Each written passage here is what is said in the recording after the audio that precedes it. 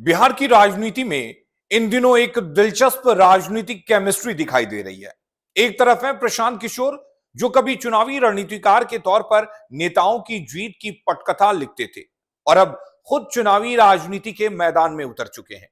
दूसरी तरफ है चिराग पासवान, जो केंद्र में नरेंद्र मोदी सरकार के मंत्री हैं, एनडीए के हिस्सा हैं और बिहार की राजनीति में अपने पिता रामविलास पासवान की विरासत को आगे बढ़ा रहे हैं। लेकिन सवाल यह है कि आखिर इन दोनों के बीच ऐसी क्या बात है कि प्रशांत किशोर चिराग की खुलकर तारीफ करते हैं और चिराग भी प्रशांत किशोर की राजनीति को पसंद करने की बात कहते हैं। और बड़ा सवाल, क्या यह सिर्फ राजनीतिक शिष्टाचार है या फिर बिहार की राजनीति में कोई नया समीकरण तैयार हो रहा है? क्या प्रशांत किशोर की यह रणनीति बीजेपी के लिए खतरे की घंटी है? और क्या आने वाले दिनों में पीके और चिराग एक साथ दिखाई दे सकते हैं? इन सवालों के जवाब के लिए पहले समझते हैं कि मामला शुरू कहां से हुआ। दरअसल हाल में केंद्रीय मंत्री चिराग पासवान ने प्रशांत किशोर की राजनीति की तारीफ की। चिराग ने कहा कि उन्हें पीके की राजनीति पसंद है क्योंकि वो विकास की बात करते हैं और जाति और धर्म की राजनीति से अलग रास्ता दिखाने की कोशिश करते हैं। लेकिन चिराग ने साथ ही यह भी कहा कि प्रशांत किशोर के सामने बिहार की राजनीति में आगे की राह आसान नहीं है। यानी चिराग का बयान पूरी तरह प्रशंसा वाला नहीं था।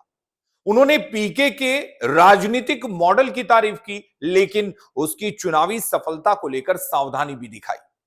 अब यही बात महत्वपूर्ण है, क्योंकि राजनीति में किसी नेता की तारीफ सिर्फ तारीफ नहीं होती, खासकर तब जब तारीफ करने वाला खुद किसी बड़े गठबंधन का हिस्सा हो और जिसकी पार्टी का अपना वोट बैंक और राजनीतिक आधार हो। अब आते हैं प्रशांत किशोर की तरफ। प्रशांत किशोर इस समय बीजेपी पर लगातार हमलावर हैं, लेकिन चिराग पासवान पर उनका हमला दिखाई नहीं देता। यही वो बिंदु है जिस पर बिहार की राजनीति में चर्चा हो रही है। पीके बीजेपी के सहयोगी दलों पर सीधा हमला करने के बजाय उनके प्रति नरम रुख अपना रहे हैं, खासकर चिराग पासवान को लेकर। यानी निशाना बीजेपी हो सकती है, लेकिन सहयोगियों के लिए दरवाजा खुला रखा जा रहा है। इसे आप पीके की पुरानी चुनावी शैली से जोड़कर भी देख सकते हैं, क्योंकि प्रशांत किशोर हमेशा सिर्फ चुनाव लड़ने की राजनीति नहीं करते। वो चुनावी गणित, सामाजिक समीकरण और राजनीतिक धारणा, तीनों को एक साथ पढ़ने के लिए जाने जाते हैं। अब फर्क सिर्फ इतना है कि इस बार वो किसी दूसरे नेता के लिए रणनीति नहीं बना रहे। रणनीति उनके अपने राजनीतिक भविष्य के लिए है। लेकिन सबसे बड़ा सवाल यही है कि आखिर चिराग ही क्यों? दरअसल बिहार में बीजेपी के साथ गठबंधन में अलग अलग सामाजिक आधार वाले दल हैं। चिराग पासवान की पार्टी उनमें से महत्वपूर्ण सहयोगी है। चिराग के पास दलित राजनीति में खासतौर पर पासवान समुदाय का प्रभाव है और चिराग की राजनीति का एक दूसरा पहलू भी है। वो खुद को सिर्फ जाति आधारित नेता के तौर पर स्थापित नहीं करना चाहते। उनकी राजनीति में विकास, युवा और बिहार की पहचान जैसे मुद्दे भी लगातार दिखाई देते हैं। और यही वो क्षेत्र है जहां चिराग और प्रशांत किशोर की राजनीतिक भाषा कहीं कहीं एक दूसरे के करीब दिखाई देती है। चिराग का पुराना नारा रहा है, बिहार फर्स्ट, बिहारी फर्स्ट। और प्रशांत किशोर भी अपनी राजनीति को जातीय समीकरण से बाहर निकलकर विकास, रोजगार, शिक्षा और शासन के दांवों पर केंद्रित करने की कोशिश करते रहे। इसलिए दोनों की राजनीतिक भाषा में कुछ समानताएं जरूर हैं। यह सच है कि बांकीपुर उपचुनाव में प्रशांत किशोर की जीत ने उन्हें राजनीतिक तौर पर बड़ा मनोबल दिया है। बीजेपी के लंबे समय से मजबूत माने जाने वाले बांकीपुर में जीत के बाद उनका कद निश्चित रूप से बढ़ा है। लेकिन एक सीट जीतना और पूरे बिहार में संगठन खड़ा करना दोनों अलग अलग बातें हैं। इसलिए अब पीके को सिर्फ बीजेपी विरोधी वोट नहीं चाहिए, उन्हें ऐसी सामाजिक और राजनीतिक समूहों तक पहुंच बनानी होगी जो बीजेपी के साथ है, लेकिन पूरी तरह बीजेपी के वोट बैंक का हिस्सा नहीं है। और यही चिराग का महत्व सामने आता है। तो अब क्या यह माना जाए कि पीके चिराग को बीजेपी से अलग करना चाहते हैं? अगर हम इसका आकलन करेंगे तो यहां थोड़ा सावधान रहने की जरूरत है, क्योंकि प्रशांत किशोर और चिराग पासवान की तरफ से ऐसे कई कोई सीधे संकेत नहीं मिले हैं, लेकिन राजनीतिक रणनीति के स्तर पर ऐसी संभावना को पूरी तरह से खारिज भी नहीं किया जा सकता। क्योंकि अगर कोई नेता बीजेपी को चुनौती देना चाहता है तो सिर्फ बीजेपी पर हमला करने से काम नहीं चलेगा।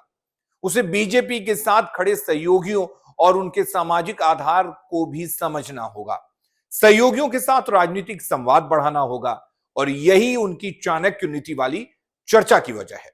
अब हाल की राजनीतिक हालातों से एक बहुत अहम सवाल उठता है कि क्या पीके चिराग की नजदीकी बीजेपी के लिए सचमुच चिंता की बात है?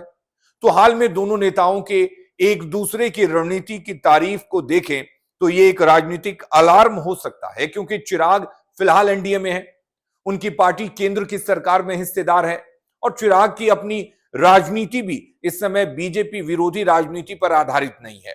इसलिए आज की तारीख में चिराग को पीके के साथ खड़ा कर देना थोड़ी जल्दबाजी होगी।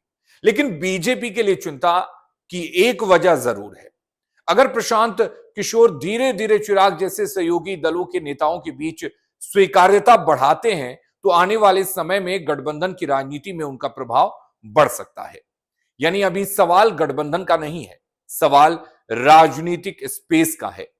अब बिहार में आने वाले दिनों में शिक्षक और स्नातक कोटे के एमएलसी सीटों पर चुनाव होना है, और हो सकता है इन चुनाव में पीके चिराग समीकरण का कुछ हद तक असर दिखे, क्योंकि इन चुनावों का वोटर सामान्य विधानसभा चुनाव के वोटर से अलग होता है।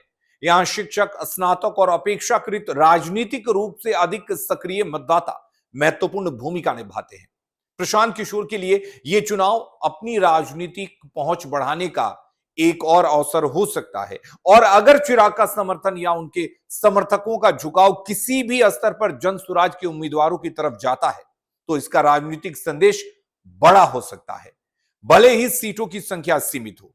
क्योंकि राजनीति में कई बार चुनाव परिणाम से ज्यादा महत्वपूर्ण होता है उस चुनाव से बनने वाला नैरेटिव। अब एक और सवाल है कि सिर्फ पीके ही या चिराग भी पीके की तरफ बढ़ रहे हैं। अब इस सवाल का जवाब भी सीधे सीधे देना जरूरी है। चिराग लगातार पीके की तारीफ कर रहे हैं, यह तथ्य है, लेकिन इसका मतलब यह नहीं है कि चिराग बीजेपी से अलग होने जा रहे हैं, क्योंकि चिराग की अपनी राजनीतिक मजबूरियां और प्राथमिकताएं हैं। उनकी पार्टी को राष्ट्रीय स्तर पर अपना राजनीतिक आधार मजबूत करना है, बिहार में अपना प्रभाव बढ़ाना है, और केंद्र में एनडीए सरकार में उनकी महत्वपूर्ण भूमिका भी है। इसलिए चिराग के लिए बीजेपी से दूरी बनाना आसान फैसला नहीं होगा। लेकिन राजनीति में एक और बात होती है, भविष्य के विकल्प खुले रखना, और शायद यही वजह है कि चिराग पीके की राजनीति की तारीफ करने में कोई नुकसान नहीं देख रहे। अगर चिराग की राजनीति स्वीकार्यता बढ़ती है तो बीजेपी के गठबंधन का एक महत्वपूर्ण घटक मजबूत होता है।